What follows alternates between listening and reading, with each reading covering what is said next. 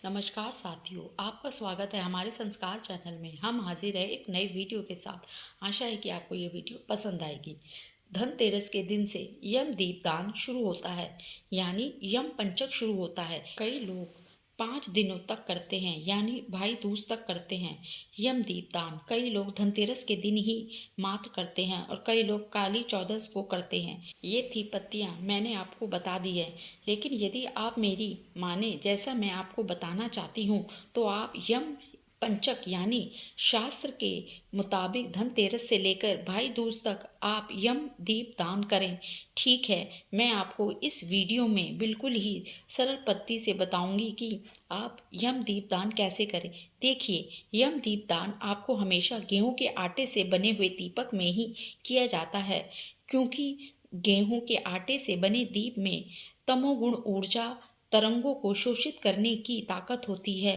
आप तत्वा नामक तमोगुण तरंगे जो वायुमंडल में घूमती है, ना यह तरंगे ही होती हैं जो अकाल मृत्यु का कारण बनती है। इनको शोषित करने की ताकत गेहूं के आटे से बने हुए दीपक में होता है। ऐसे हमारे संतों का मत है, आटे का दीपक आप अपने घर में ही ताज़ा ताज़ा बनाना, मार्केट में मत खोजने जाना। आटे का दीपक बनाना बहुत ही सरल है। कम पानी में आटा गूंथना और उसके अंदर तेल मिला लेना। तेल कौन सा मिलाना है आपको? सरसों का तेल मिलाकर ही यह दीपक आपको बनाना है।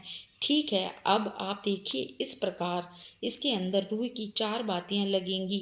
यम देवताओं को चौमुखी दीपक अर्पित किया जाता है, इसलिए इसके अंदर आप लोग कई रुई की बत्तियां लगा देना अच्छे से। और फिर इसके अंदर आप सरसों का तेल भरना। जी हाँ, आपको घी भी नहीं भरना है, आपको तिल का तेल भी नहीं भरना है, केवल सरसों का ही तेल आपको भरना है।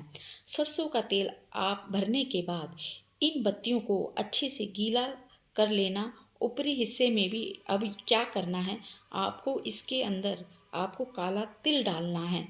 और आप लोग ध्यान रहे, आपको 2 दीपक रखने हैं। जी हाँ, 2 दीपक, क्योंकि एक दीपक हम लोग दक्षिण दिशा में यम देवता को दान करेंगे और यम देवता को अकेले दीपक दान नहीं किया जाता है, इसलिए एक दीपक आपको तुलसी जी के पौधे के पास रखना है।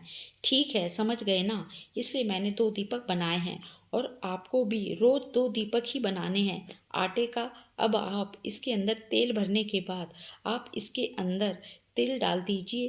काला तिल आपको डालना है, दोनों दीपक में काला तिल डालना है। अब हम लोग दोनों दीपक का पूजन कर लेंगे।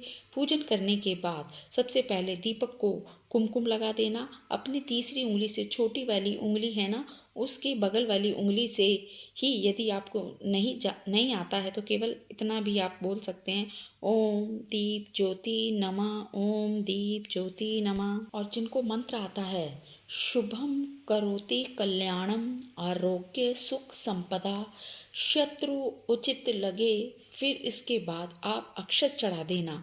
अक्षत चढ़ाने के बाद आप एक पुष्प चढ़ा देना। पुष्प चढ़ाने के बाद आप धूप दिखा देना और दीपक को प्रणाम कर लेना। ये हमने दीपक का पूजन कर लिया। अब हम लोग दीपक को दक्षिण दिशा की ओर दान करेंगे।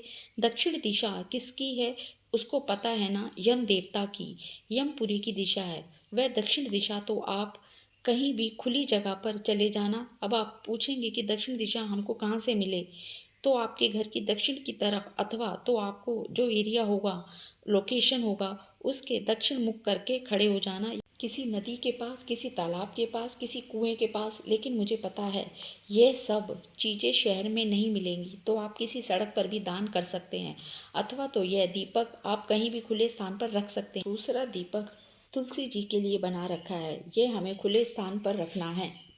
भले ही आप लोग चले जाइएगा और साउथ डायरेक्शन में, दक्षिण दिशा में आप लोग यह दीपक दान कर सकते हैं। दीपक दान करने के लिए आप हाथ में दीपक पकड़ लेना, दक्षिण दिशा की ओर मुख कर लेना और दीपक हाथ में उठा लेना। दीपक हाथ उठाने के बाद आपको क्या करना है कि मंत्र पढ़ना है। यह मंत्र बहुत ज़रूरी है, आप लोग इस मंत्र को याद कर लेना। मंत्र है, मृत्यु नापाश दंडा, मृत्यु नापाश दंडा बया कालेन श्याम मया सह त्रयोदशम दीप दना सूरजा प्रियता मम। इसका अर्थ समझ लें। जिनको संस्कृत श्लोक याद नहीं होगा, जिनको पढ़ना नहीं आएगा, वो लोग इस मंत्र को ऐसे पढ़ सकते हैं, अभी अर्थ बताएंगे। धन त्रयोदशी पर यह दीप मैं सूर्य पुत्र को अर्थात यम देवता को अर्पित करता हूँ। मृत्यु के पास से वह मुझे मुक्त करें और मेरा कल्याण करें। अब देखिए, यह मंत्र है जो आपको केवल त्रयोदशी के दिन ही बोलना है, यानी धनतेरस के दिन। और जो बाकी 4 दिन हैं या 5 दिन बचेंगे जो आगे आने वाले, उसके अंदर आप क्या बोलेंगे? ओम यम देवाय नमः, ओम यम देवताय नमः।